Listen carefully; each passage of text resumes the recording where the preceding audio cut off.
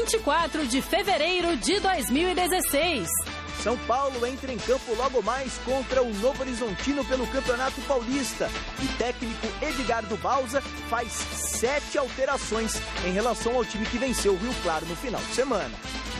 Corinthians terá 9 mudanças no time para enfrentar o São Bento em Sorocaba. E a novidade será a estreia de Balbuena. Negociando com o futebol chinês, Ricardo Oliveira é cortado da lista de atletas relacionados do Santos para enfrentar o Mojimirim. Acerto deve ser anunciado nas próximas horas.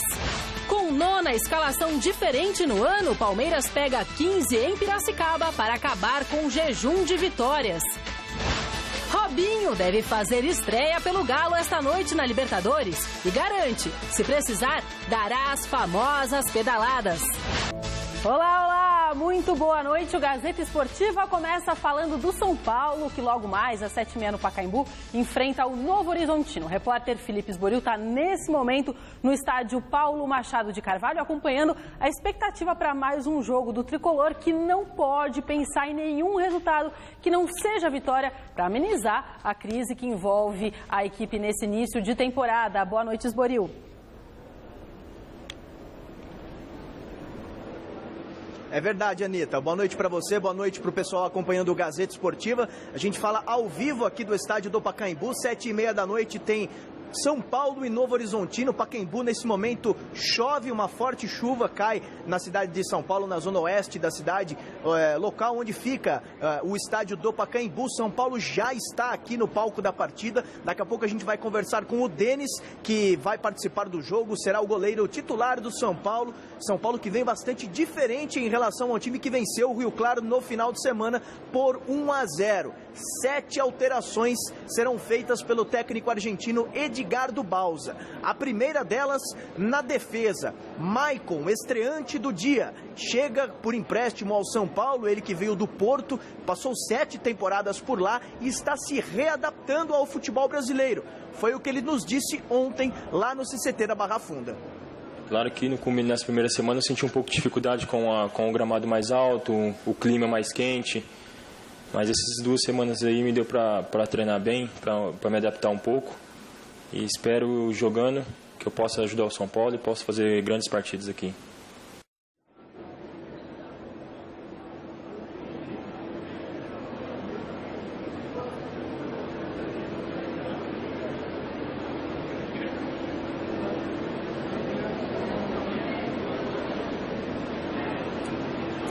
O São Paulo, que já está aqui no palco da partida, Anitta e pessoal em casa acompanhando o Gazeta Esportiva, sem o Lugano será poupado na partida de hoje. O zagueiro nem relacionado foi para esse jogo. Ele vai ter uma programação de jogos um pouco diferente dos jogadores normais. Atua num jogo, para no outro, recupera, enfim, esta será a vida de Lugano no São Paulo. Centurion também não vai para o jogo. Ele vem sendo bastante questionado pela torcida tricolor, enfim, sai do time titular. O São Paulo que daqui a pouco deve ter Denis no gol, Caramelo, outra novidade colocada pelo técnico Edgardo Bausa, o Rodrigo Caio, o único jogador do São Paulo a atuar 8 jogos consecutivos, enfim, não saiu em nenhuma vez, foram 720 minutos até agora à frente do São Paulo nessa temporada. Rodrigo Caio que é incansável na defesa. Maicon fazendo a estreia esta noite, o Carlinhos sendo deslocado do meio-campo para a lateral esquerda. Essa é outra alteração do técnico Edgardo Bausa. Thiago Mendes permanece no time. João Schmidt ganha uma oportunidade no time titular.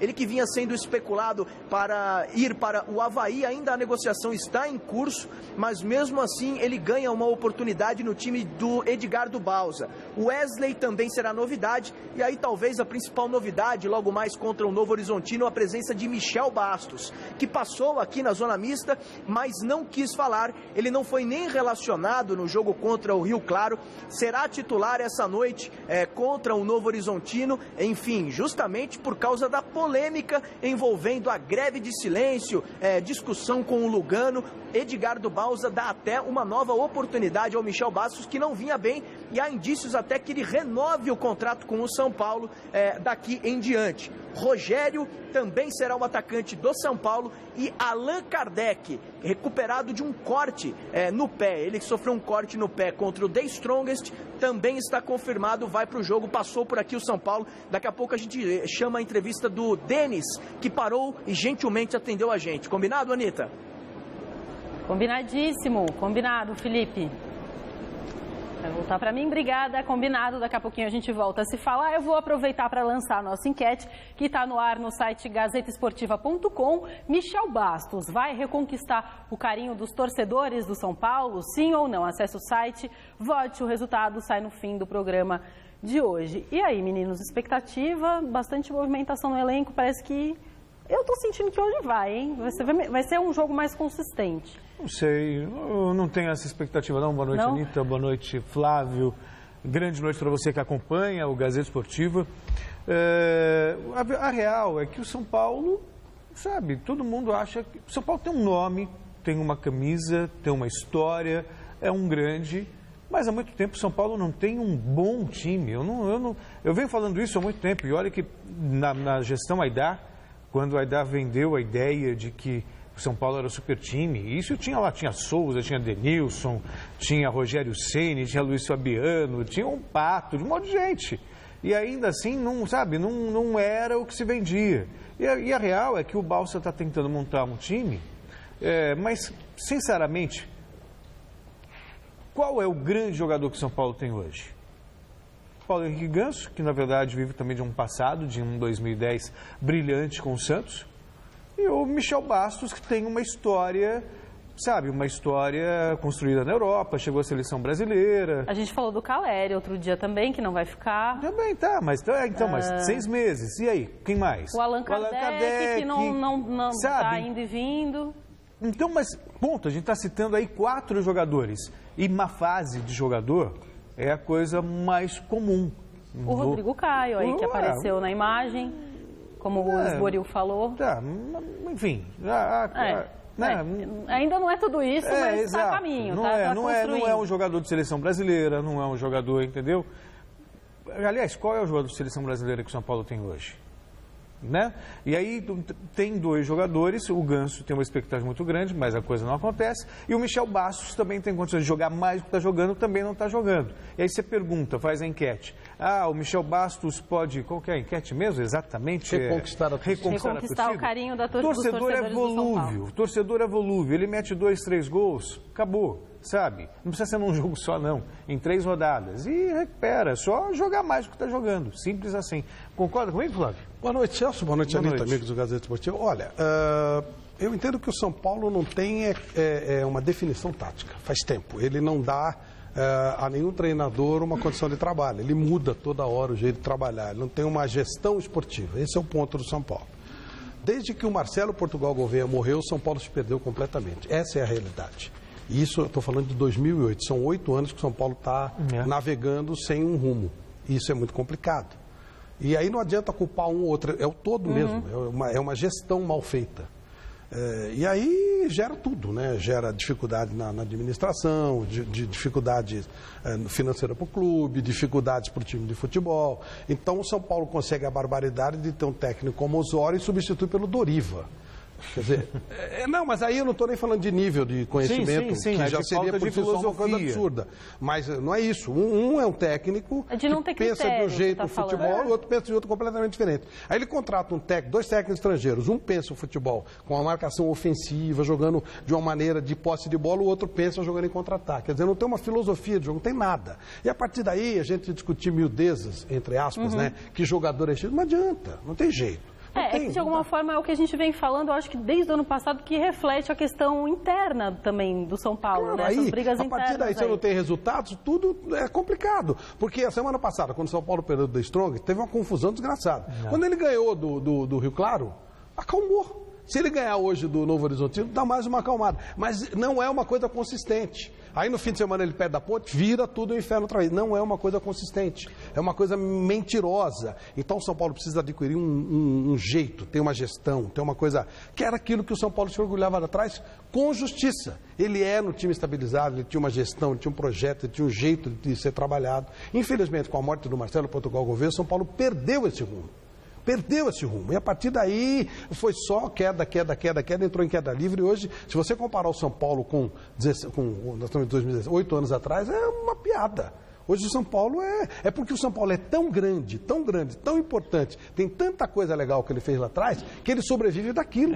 Mas o São Paulo dos últimos 8 anos é uma piada, ele é um time em queda livre e enorme. Eu lamento falar isso, mas ele sobrevive da grandeza dele, da imponência, da importância dele. Porque o São Paulo do ano passado foi uma catástrofe. Se você olhar tudo que aconteceu ano passado, foi um negócio terrível, foi um negócio assim, assombroso. Então não adianta, sabe, localizar esses jogadores X, Y. Por exemplo, o coitado do Centurion. O que o Centurion está fazendo de errado?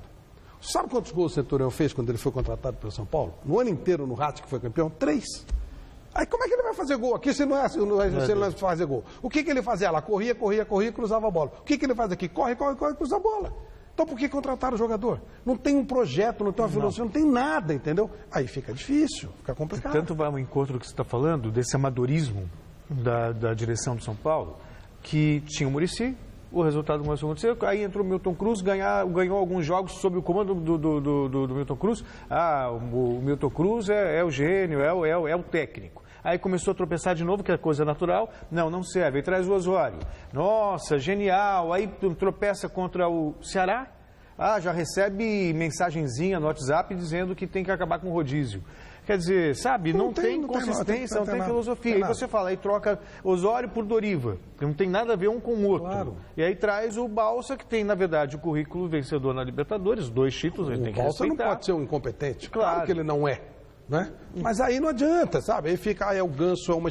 Nós podemos fazer essa análise individual. Todo mundo sabe o que eu penso do Ganso. Eu acho que é um jogador que se tivesse nascido há 30 anos atrás era diferente. Que é um problema estrutural, não é? Sem dúvida. Anterior ao atleta que está no eu só citei o jogador porque eu acho que falta qualidade também.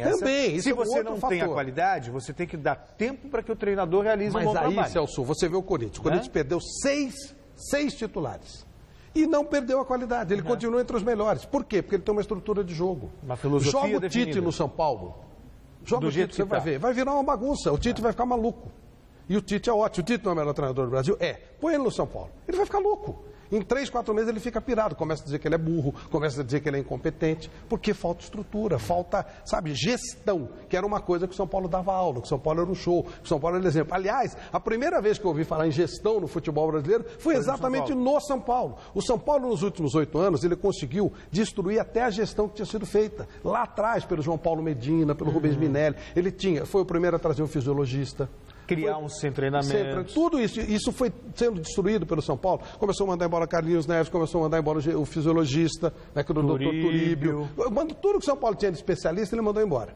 E aí ele foi piorando e virou isso aí. Infelizmente, é uma pena. Dá para voltar, ele tem um nome, tem uma consistência, tem uma grande torcida. Mas hoje, não dá para se esperar muita coisa. Bom, nosso assunto agora é Libertadores da América, que teve ontem 2 partidas. O Huracán perdeu do Atlético Nacional da Colômbia, jogando em Buenos Aires. Já a LDU fez prevalecer o mando de campo ao vencer o San Lorenzo em Quito, no Equador. Mais 4 partidas movimentam a rodada desse meio de semana na Libertadores. O Racing recebe o Bolívar às 7h30 em Avellaneda, na Grande Buenos Aires. No mesmo horário, em Santiago, no Chile, o Colo-Colo enfrenta o Melgar, do Peru. Às 9h45 acontecem 2 jogos. A Arena Independência vai ferver com Atlético Mineiro e Independiente del Valle, do Equador. E o Deportivo Cali vai encarar o Boca Juniors na Colômbia. Algum palpite, algum comentário? Não, jogo do Galo. Estou curioso para ver o Atlético Mineiro. É bom ganhar, né? É porque ele perdeu... Não, ele ganhou. Ele ganhou. Só ganhou... Está sossegadinho, está sossegadinho. Pois é, e o único clube, brasileiro a entrar em campo nessa semana pela Libertadores é o Atlético Mineiro, que recebe o Independiente del Valle hoje no Horto, como a gente acabou de ver. A escalação não está confirmada, mas são grandes as chances de Robinho fazer a estreia com a camisa do Galo. O técnico Diego Aguirre resolveu fazer mistério antes do duelo contra o Independiente del Valle do Equador, marcado para esta quarta no Estádio Independência. Após fechar boa parte do treino, o técnico só liberou a imprensa para acompanhar os minutos finais do rachão e não divulgou qual será a equipe que entrará no Horto nesta noite. A expectativa dos torcedores gira em torno da estreia do atacante Robinho com a camisa do Galo. A expectativa é muito boa, né? Como eu falei antes, estou bem preparado, claro que um pouco ansioso para estrear, o que a gente mais gosta é jogar. Aí eu também não sou diferente, né? O estádio vai estar lotado, vai estar bonito. É uma festa da torcida do Galo. Espero que a gente possa retribuir no campo, né? Que a gente possa conseguir os 3 pontos, que é o mais importante para que nós e os torcedores possamos sair de campo felizes. Caso entre no jogo, Robinho falou até se irá tentar dar as famosas pedaladas. Olha, eu vou procurar fazer o meu melhor, né? Se tiver que dar pedalada, enfim. Essas são as minhas características, né? Eu não posso fugir disso. E eu estou muito motivado, né? Claro que um pouquinho ansioso, mas para procurar fazer o meu melhor. Acho que essa minha reverência eu não posso perder nunca, né? E, enfim, espero dar pedalada sim, que eu possa ajudar o Atlético a conseguir a vitória, que é o mais importante. Eu brinquei hoje, quando a gente entrou no programa, que nós 3 estamos no mesmo tom. Então, nós somos o trio que, conforme o tempo passa, só fica melhor. É o trio vinho. E eu estou falando isso porque eu quero que você comente o que você comentou fora do ar, porque foi engraçado. Não, é que falou que o Robinho vai dar uma pedalada. Eu falei, faz 14 anos que ele não dá uma, né? Desde 2002 que ele não dá pedalada. O Luxemburgo fala, se ele tivesse dado uma pedalada no Real Madrid, eu estava lá até hoje. Faz 200 anos que ele não dá uma pedalada. Ó, ele até pode acrescentar alguma coisa para o Atlético, mas não conte com pedalada. Isso aí, conversa mole, né? Passou a pedalada? Vai mudando o tempo, vai passando o tempo, né? Pode ser útil, mas vai pedalar em lugar nenhum, esquece. Há 2 dias da eleição que escolherá o novo presidente da entidade, a FIFA anunciou hoje que o Comitê de Ética da entidade optou por reduzir de 8 para 6 anos o período de suspensão do presidente Joseph Blatter e do ex-presidente da UEFA, Michel Platini. O argumento foi que os serviços prestados pelos dois à entidade ao longo dos anos serve como atenuante para a punição. Sobre a votação, o Tribunal Arbitral do Esporte rejeitou o pedido do candidato Ali bin Hussein, príncipe da Jordânia, que havia pedido o adiamento da eleição por falta de transparência. Com isso, o pleito está mantido para a próxima sexta-feira. E entre os eventos que marcarão o Congresso da FIFA nesse final de semana, está a abertura do Museu do Futebol da entidade, que será inaugurado nesse domingo em Zurique. Eu acho que daqui a pouquinho... Com um custo de aproximadamente 140 milhões de dólares, a FIFA está prestes a inaugurar em Zurique, na Suíça, o Museu da entidade. O acervo conta com peças históricas, camisas de diversos times e seleções, além de um conteúdo de muita interatividade. O Brasil é figura marcante no local, com destaque para os 5 títulos mundiais da seleção canarinho. Tanto que Cafu, o último brasileiro a levantar a taça de campeão da Copa do Mundo, esteve presente no local. Para Stefan Jost, administrador do museu, o ambiente propõe uma viagem de descoberta do futebol mundial de forma emocional e lúdica. Construído durante a era de Joseph Blatter como presidente da FIFA, o prédio já possui espaço dedicado a ele e também ao próximo mandatário, que será escolhido em eleição realizada na próxima sexta-feira. A inauguração do museu está marcada para o domingo, 2 dias depois do novo presidente ser escolhido. É um pouco de uma coincidência. Tivemos um atraso. Era para o museu ser aberto em 2015, mas tivemos um problema com o projeto e o local no centro de Zurique. Teremos todos os delegados presentes, podendo assim mostrar o trabalho diário de promoção do futebol. Cada ingresso para visitar a nova casa do futebol mundial vai custar em torno de $24. O museu eu acho muito bacana, sempre achei muito legal você resgatar a história. Acho que no Brasil a gente poderia ter muitos outros. O nosso museu do futebol é muito legal, daqui de São Paulo. Muito legal. E poderia ter também um do samba, ter várias coisas relacionadas à cultura brasileira. Agora, eu ia fazer a piada, ia brincar, né? Só falta agora a FIFA convocar o auditor do STJ, do TJD ou STJD, para ver se converte a pena do Blatter e do Platini em cesta básica. É o que está faltando. Já reduziram de 8 para 6. O próximo passo engraçado? É reduzir para a cesta básica. Um comitê de ética. Outra coisa, 140 milhões o museu. Eu não conheço o museu, mas deve ter roubado pra cacete, né? 140 milhões de dólares, mas é legal, vamos em frente. E você aí de casa, fale com a gente através do nosso Twitter. O endereço é twitter.com/Gazeta Esportiva. E você também pode rever os nossos programas pelo site da TV Gazeta. Abraços, beijos, aperto de mão? Não. Sim? Tranquilo. Não. Eu quero mandar um beijo. Eu acho que eles não sei se eles estão assistindo hoje, porque eu não avisei, mas em geral eles assistem. Eu fui almoçar hoje no Mercearia São Pedro. São assíduos nossos aqui, aliás, há muitos anos. Então, um abraço para vocês. Nosso assunto agora é a ginástica artística. Diego Hipólito fez a festa da garotada que compareceu num evento promovido pelo SESC no último fim de semana. O bicampeão mundial aproveitou a oportunidade para falar da expectativa às vésperas da participação nos Jogos Olímpicos do Rio de Janeiro. A reportagem é do Thiago Dutra. No último domingo, o SESC recebeu mais um evento que deu a chance para crianças ficarem perto de um ídolo. Como parte da programação do SESC Verão, o esporte da vez foi a ginástica artística.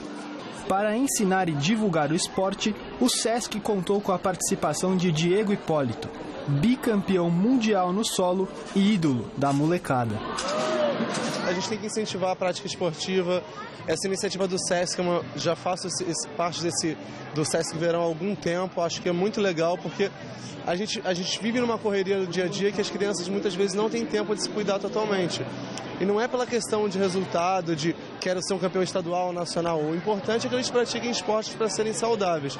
Fico muito feliz de poder ser citado como exemplo aqui e contar um pouquinho da minha história. Chance boa para o professor do dia falar sobre os Jogos Olímpicos do Rio de Janeiro. Diego quer fazer diferente das apresentações nas Olimpíadas de Pequim e de Londres, quando sofreu quedas que acabaram com as suas chances de medalha. Estou treinando bastante, meu objetivo é de ser um medalhista. Não sei se serei, mas treinarei para ser. Então, vou tentar retribuir o carinho de todas as pessoas comigo com um bom resultado nas Olimpíadas. O foco do ginasta é tão grande que ele nem parece preocupado com a pressão de estar competindo em casa. A questão é a Olimpíada, né? Fora do Brasil, não sendo no Brasil, é uma Olimpíada, é uma competição de um grande porte, que eu treinei muito para isso. Tem 12 anos que eu espero para esse momento, é muito tempo, então estou bem contente, estou feliz, estou disposto a treinar sempre diariamente, 2 vezes por dia durante segunda a sábado, só não treino no domingo, e tentar retribuir o carinho das pessoas comigo. Tênis. Depois de surpreender o mundo do tênis e vencer o top 10 Jo-Wilfried Tsonga no Rio Open, o cearense Thiago Monteiro voltou a conseguir um grande feito nas quadras. Agora no Brasil Open, disputado aqui em São Paulo, ele bateu o espanhol Nicolás Almagro, que já foi top 10 do ranking da ATP. Entre as duplas, o Brasil não teve um bom desempenho nesta terça-feira à noite. Veja aí na reportagem do Jonas Campos. É um jogo muito ruim nosso hoje. Eu e o Demo, a gente estava um pouco lento dentro de quadra, a gente não estava conseguindo imprimir uma intensidade legal, a gente estava jogando muito confortável o tempo inteiro, eles jogaram muito superior a nós. Acontece, a gente não teve um dia tão bom hoje dos dois lados. Eu joguei muito mal, muito abaixo hoje, peço até desculpa ao Tomás, mas faz parte, a gente tem dias que é assim. E apesar da eliminação nas duplas, um outro brasileiro salvou o dia da torcida aqui no Esporte Clube Pinheiros. O jovem cearense que na semana passada venceu Jo-Wilfried Tsonga no Rio de Janeiro, começou a trajetória aqui na capital paulista com uma vitória sobre ninguém mais, ninguém menos do que o tricampeão do Brasil Open. O Almagro, descobri que ia jogar com ele no sábado e desde sábado vem fazendo um plano de jogo para jogar contra ele. Ele é um cara que é muito sólido de fundo, bem agressivo dos dois lados. E acredito que hoje consegui impor bem meu jogo, consegui jogar também de maneira sólida e manter essa intensidade, essa boa energia para a próxima partida.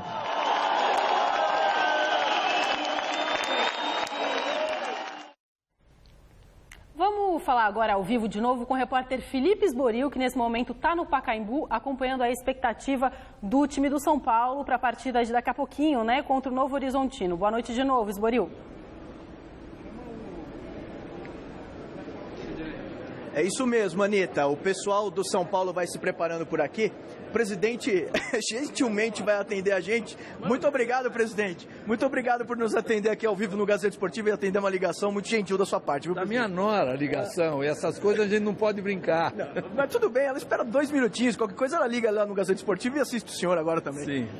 Eu queria saber, ontem teve a reunião do Conselho Deliberativo, o São Paulo aprovou a assinatura do contrato com a detentora dos direitos econômicos, né, de TV fechada.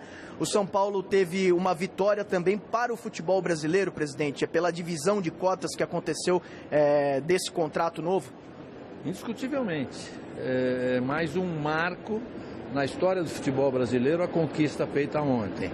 E que tem, assim, que ser acreditada grandemente à estrutura do São Paulo e a uma determinada pessoa que negociou brilhantemente, que é o doutor Ataíde Gil Guerreiro, nosso vice-presidente de futebol. Explicando um pouco, 40% do bolo para todas as equipes, 30 e 30, é isso? Exatamente. Esse é o projeto que nós vamos depois discutir em 19, quando nós retomarmos a questão relativamente à TV aberta. Além disso, o senhor ficou satisfeito com a reunião de ontem? Quer dizer, além de ser bom para o São Paulo, vai ser bom para as outras equipes também, essa nova divisão. E o senhor espera que a TV aberta também atinja esse patamar de divisão, presidente? Ela não pode ser diferente do que se consegue já. É um momento de conquista, de avanço, e não é possível retroceder. Então a perspectiva é muito boa. Muito obrigado. E eu fiquei muito feliz. Muito obrigado. O combinado era só uma pergunta, ele respondeu 3. Tá bom? Muito bom. Legal. Muito obrigado, presidente. O São Paulo já está escalado, Anitta, aqui no Pacaembu para enfrentar o Novo Horizontino. Daqui a pouquinho, às 7h30 da noite, vai com o Denis no gol, o Caramelo, o Rodrigo Caio, o Michael estreando e o Carlinhos. O Thiago Mendes, o João Schmidt, o Wesley, o Michel Bastos retornando à equipe, o Rogério e o Allan Kardec. Na chegada do São Paulo aqui ao estádio do Pacaembu, a gente conversou com o goleiro Denis. Vamos vê-lo. Temos um elenco competitivo, todo mundo tem que estar pronto para jogar, para ajudar. Então é um jogo muito importante, precisamos respeitar a equipe deles, mas precisamos vencer para a nossa equipe ir consolidando cada dia mais. Você vai de capitão novamente? Não sei, vamos ver o que o professor vai decidir agora. Denis, são 4 partidas até a Libertadores. Você acha que, embora respeitando os adversários do Campeonato Paulista, é uma boa preparação para o jogo contra o River Plate a partir de hoje? Não, temos que aproveitar a cada minuto dentro de campo, a cada partida, para que a gente possa nos preparar para fazer um bom jogo contra o River. Então, sem dúvida nenhuma, todos os jogos é importante. O Michael deixou uma ótima impressão nas entrevistas, um cara bem esclarecido e um cara com uma personalidade muito forte. Você acha que ele pode trazer isso para dentro de campo também? Eu espero que sim. Todo jogador que entra para nos ajudar, isso é sempre bem-vindo e espero que ele faça uma boa partida hoje.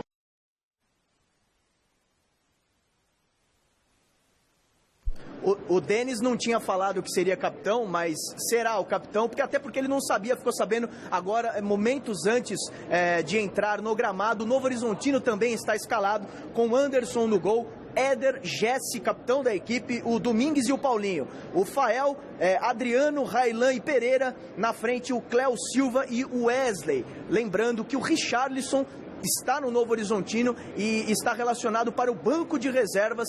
Estas são as duas formações que entrarão em campo às 7h30 da noite, aqui no Pacaembu. E a informação que a gente traz justamente sobre o Michel Bastos, que será titular essa noite aqui. Como eu disse, eu não pude perguntar para o presidente, mas a informação que a gente traz é que ele deve reformar o contrato mais um ano. Ele tem um gatilho no contrato que renova se ele tivesse participado de mais de 50% dos jogos do São Paulo na temporada passada. Enfim, tivesse uma boa aparição dentro do time do São Paulo, ele renovaria automaticamente, e essa renovação já está sendo discutida com o staff do jogador. Teve um probleminha com a diretoria, enfim, mas o São Paulo deve reformar o contrato do Michel Bastos. E nessa novo contrato com a TV paga, o São Paulo, imediatamente após a assinatura do contrato, embolsou 60 milhões de reais, o que será um alívio para os cofres do São Paulo, até para quitar os atrasados por aqui. Viu, Anitta? Muito obrigada, Esboril. Bom jogo, bom trabalho. Querem comentar alguma coisa? Legal, ainda bem, né? Que o São Paulo acertou, entrou uma grana, não faz mal a ninguém, acho bom, acho ótimo. E não custa lembrar que o Michel veio numa condição excepcional no sentido de exceção, né?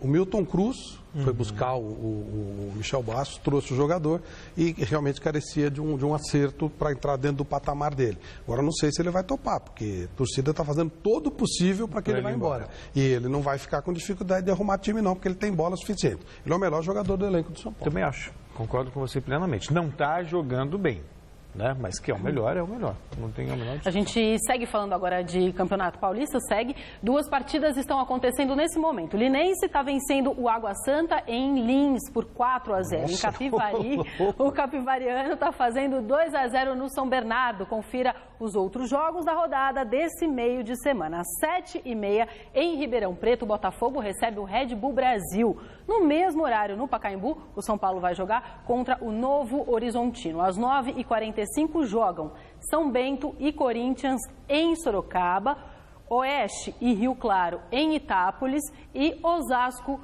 O Audax enfrenta a Ponte Preta do Flávio Prado. Amanhã, às 7h, o Ituano recebe a Ferroviária em Itu. Santos e Mojimirim jogam às 7h30 no Pacaembu e em Piracicaba, o 15 enfrenta o Palmeiras no Barão da Serra Negra. Hora da gente falar do Corinthians, que vai tentar manter a invencibilidade no Paulistão contra o São Bento, que ainda não perdeu nenhum jogo e também vem fazendo boa campanha na competição. O repórter Fernando Gavini acompanhou o último treino do Timão. Vamos ver. A Coruja observa de cima tudo o que acontece ao seu redor no CT do Corinthians.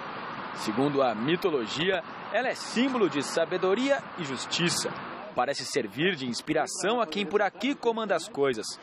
É preciso ter sabedoria para fazer com que todos se sintam importantes e se mantenham motivados.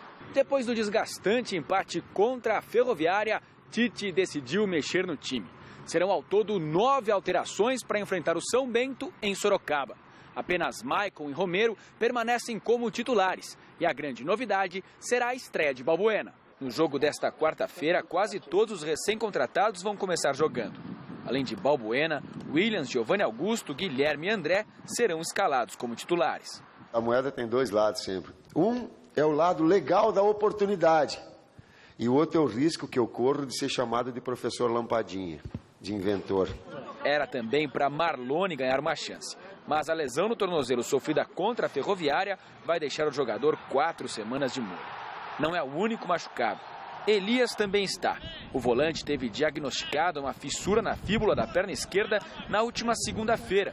Mas a informação era de que a lesão teria ocorrido 18 dias antes, contra o Audax, na segunda rodada do Paulistão, em que ele teria jogado machucado contra o Cobresal. Não tem como eu te dizer quando ocorreu. Eu sei quando foi diagnosticado e quando passou a suspeita clínica de pedir o exame. A suspeita clínica foi no sábado durante o treinamento, que foi a suspeita clínica, onde ele foi para o treinamento relativamente bem e saiu do treinamento com poucos minutos com muita dor. Cássio também está entregue ao departamento médico e Matheus Vidotto será o goleiro contra o São Bento. O Cássio está fora, haveria um risco. Inclusive, em função das inscrições, nós levaríamos ele sem as suas condições. Porém, clinicamente, o Walter está melhor do que ele. E eu gostei muito quando a resposta dele, professor, eu vou para o banco, eu fico, mesmo não tendo as condições. Vai jogar o Matheus, vai ficar o Walter no banco, vai seguir no tratamento o Cássio. É preciso sabedoria para saber gerenciar as crises quando elas acontecem. Mais uma vez vem o exemplo da Coruja, que lá de cima fica à espreita com uma ave de rapina que é para encontrar uma nova vítima. Assim como pretende continuar fazendo o Corinthians, engolindo seus adversários. A gente fala tanto de encaixe, né? E o Tite, o Corinthians, foi um encaixe assim perfeito. Teve uma cisão ali no meio por conta de gestão, porque o Mário Góes preferia o Mano, tal, aquela coisa toda, mas o Tite acabou voltando, assumindo um desafio e vai se mostrando cada vez mais competente, sinceramente. Se o Tite conseguir fazer esse time do Corinthians campeão de novo, depois de todas as baixas que teve no início da temporada, Ele não merece só uma renovação de contrato por 5, 10 anos como uma estátua na nova arena, porque realmente é um feito. A chance é muito grande. Tanto que o Corinthians perdeu um monte de jogadores e está melhor que os outros. Continua invicto, né? É muito bom. E hoje joga contra um time invicto e tem toda a chance de ganhar. Acho que o Corinthians é um caso à parte. Se olha o time do Corinthians hoje, é um time muito forte. É o melhor de todos, continua sendo o melhor com todo mundo que saiu. Amanhã, o Palmeiras enfrenta o 15 de Piracicaba fora de casa. Devendo bons jogos no ano, o Verdão precisa vencer para voltar a encher os palmeirenses de confiança. Fernando Gavini, de novo, acompanhou os trabalhos na academia de futebol nesta quinta-feira. Nenhum clube paulista investiu tanto para formar seu elenco como o Palmeiras. Por conta disso e do título da Copa do Brasil do ano passado, a expectativa era muito grande em relação à versão 2016 do Verdão.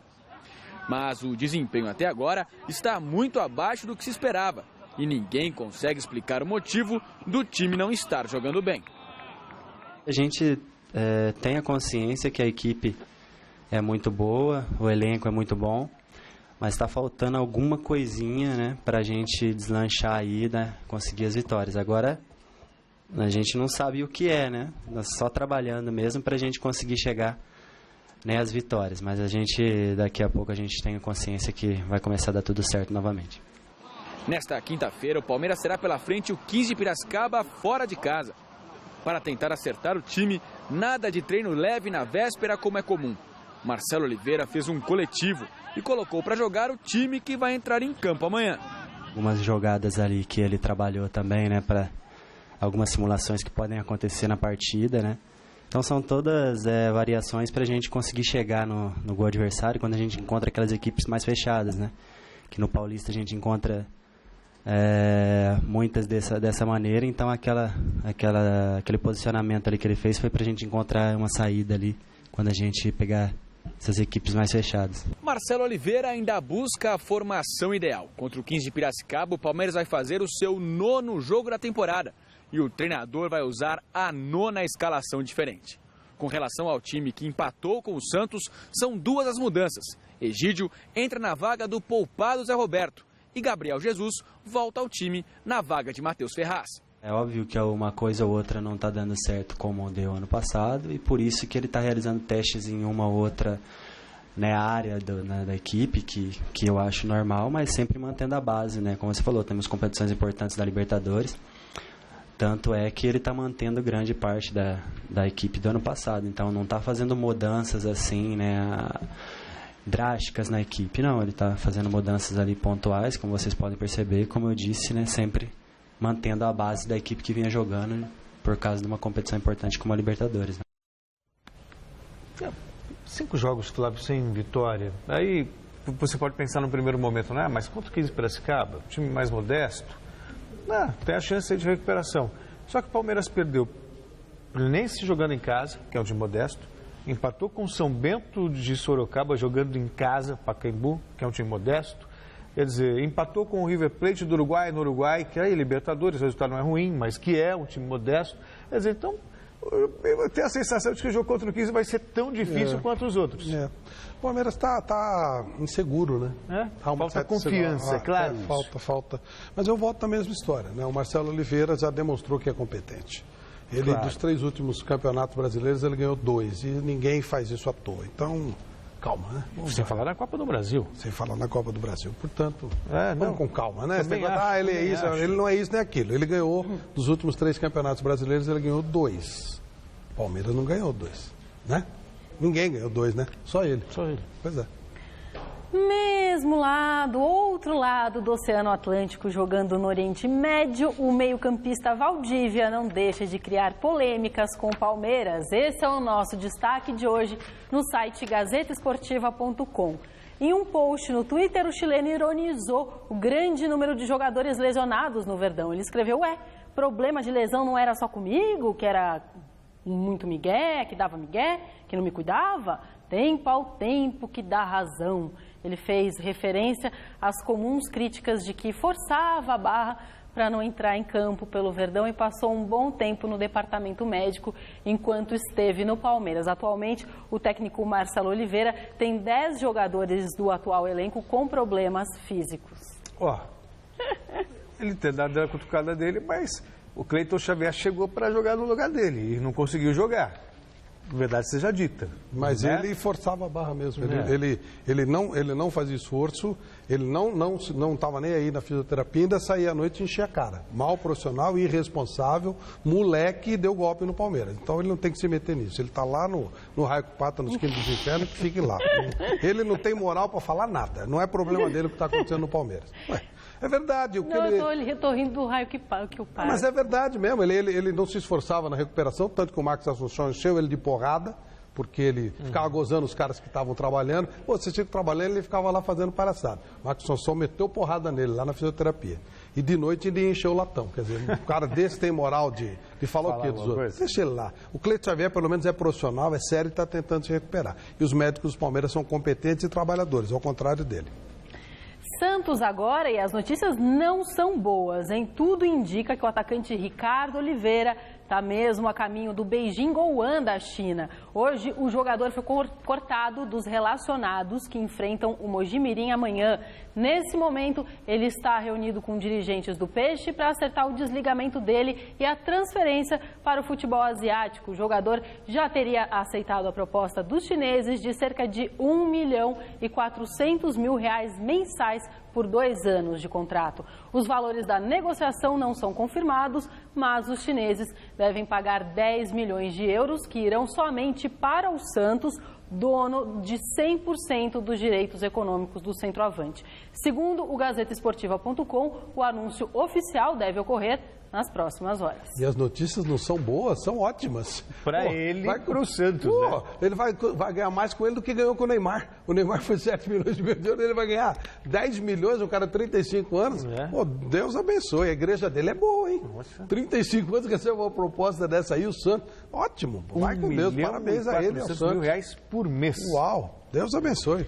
Dentro de campo, o Peixe enfrenta amanhã o Mojimirim. E apesar de defender uma longa invencibilidade contra o rival do interior, os jogadores do Peixe esperam uma partida difícil no Pacaembu. Veja aí na reportagem do Alexandre Silvestre. No Pacaembu que o Santos entra em campo para receber o Mojimirim pelo Campeonato Paulista. O Sapão, dirigido pelo técnico Toninho Cecílio, tem potencial para complicar a vida do Peixe. É o que dizem os atletas do Santos. Jogo difícil, né? A equipe do Mojimirim marca muito, né? As equipes do Toninho normalmente guerreia bastante, né? O jogo.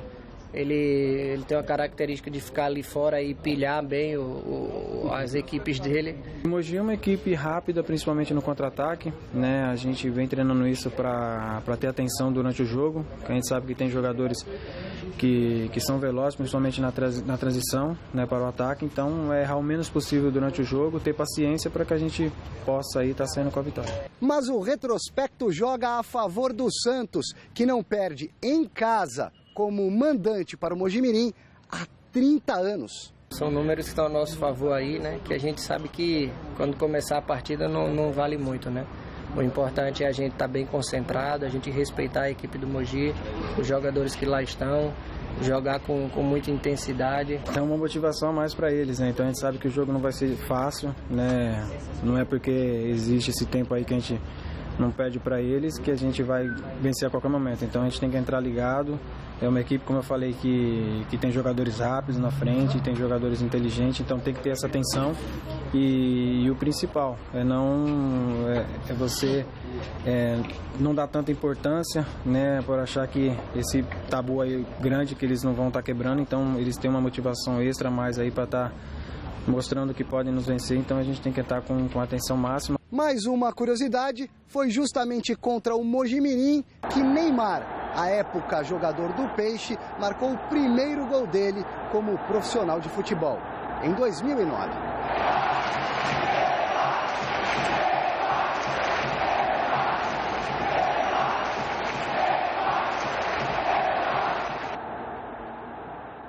E o trio Cabernet Sauvignon termina por aqui o programa de hoje. O resultado final da nossa enquete no site gazetesportiva.com. Michel Bastos vai reconquistar o carinho dos torcedores são paulinos? Não, 74%. O programa de hoje fica por aqui. A gente volta amanhã. E o Celso? É isso aí, no Jornal da Gazeta já. Adoro o Santos, time do meu falecido avô, mas vai, Mojimirim. É isso. Domingo no Mesa, presença de Rafael Marques do Palmeiras. Um abraço. Tchau.